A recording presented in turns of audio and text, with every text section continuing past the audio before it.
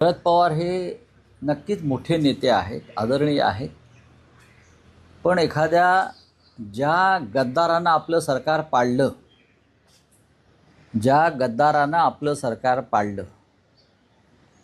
त्या गद्दाराच्या छताखाली जाऊन अशा प्रकारच्या बैठका घेणं, ह्याच्यामुळे मोठ्या नेत्याची विश्वासार्हता ही कमी होते आणि घसरते.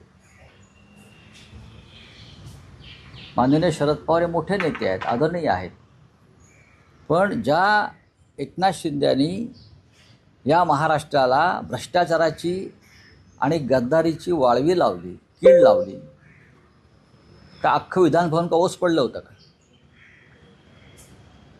समोर राष्ट्रवादी भवन आहे, समोर वाय.बी. चव्हाण प्रतिष्ठान आहे. हे आमचं एका निष्ठावंत कार्यकर्त्याचं हे मत आहे. आम्ही कधी आपलं सरकार पाडलं, ज्या गद्दारानं आपलं सरकार पाडलं, त्या गद्दाराच्या छताखाली जाऊन अशा प्रकारच्या बैठका घेणं, ह्याच्यामुळे मोठ्या नेत्याची विश्वासार्हता ही कमी होते आणि घसरते. स्वागत. शरद पवार हे नक्कीच मोठे नेते आहेत, आदरणीय आहेत. पण एखाद्या ज्या गद्दारानं आपलं सरकार पाडलं, त्या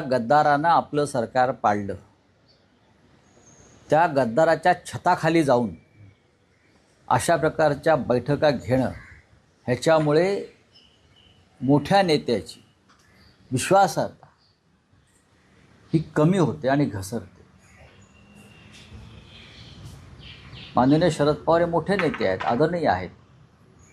पण ज्या एकनाथ शिंदेंनी या महाराष्ट्राला भ्रष्टाचाराची आणि गद्दारीची वाळवी लावली, कीड लावली, का अख्खं विधानभवन का ओस पडलं होतं का?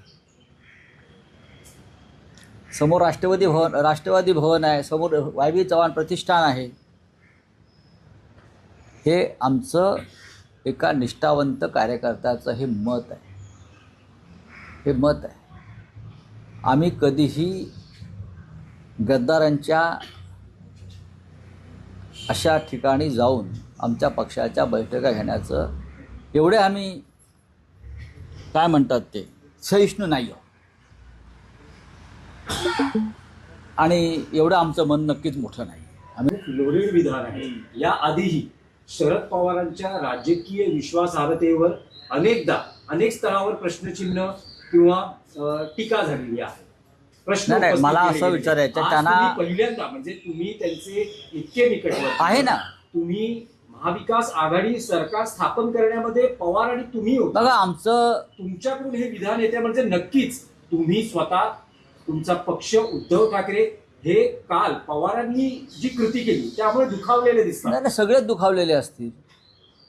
आम्ही जर असतो तर आम्ही अजित पवारच्या दालनात जाऊन आमच्या पक्षाची बैठक घेतली नसती. आणि त्या दृष्टीनं त्यांनी शरद पवारांशी बेईमानी केली, हे आम्ही लक्षात ठेवलं असतं आणि आम्ही ते पथ्य पाळलं असतं, नक्कीच पाळलं असतं. त्याच्यामुळे महाविकास आघाडीतल्या अनेक घटकांनी पथ्य पाळायला पाहिजे. नाही, पण राऊतसाहेब हे काही पहिल्यांदा होत नाहीये. शरद पवार यांनी याआधीही एकनाथ शिंदे मुख्यमंत्री असताना वर्षा या निवासस्थानी जाऊन बैठक केली होती. त्यावेळेस अदानीचे अधिकारी तिथे उपस्थित होते. मुख्यमंत्र्यांना हे अनेकदा करतात.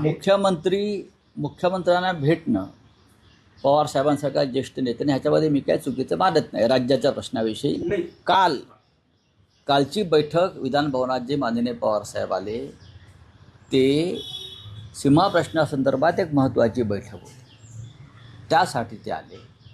खरं म्हणजे ती सीमा प्रश्नाच्या बैठकीत काय घडलं हे बाहेर आलं नाही. सीमा प्रश्नाच्या बैठकीला राज्याच्या मुख्यमंत्र्यांनी किती प्रमुख नेत्यांना बोलवलं होतं मला सांगा ना तुम्ही. आम्ही त्यातली एक पार्टी आहोत. शिवसेना ही या चळवळीतली, या संघर्षातली एक महत्त्वाची पार्टी आहे. काय चर्चा झाली तिथे? आपले वकील का उपस्थित राहत नाहीत सुप्रीम कोर्टामध्ये? किती वर्ष झाली हा खटला प्रलंबित आहे.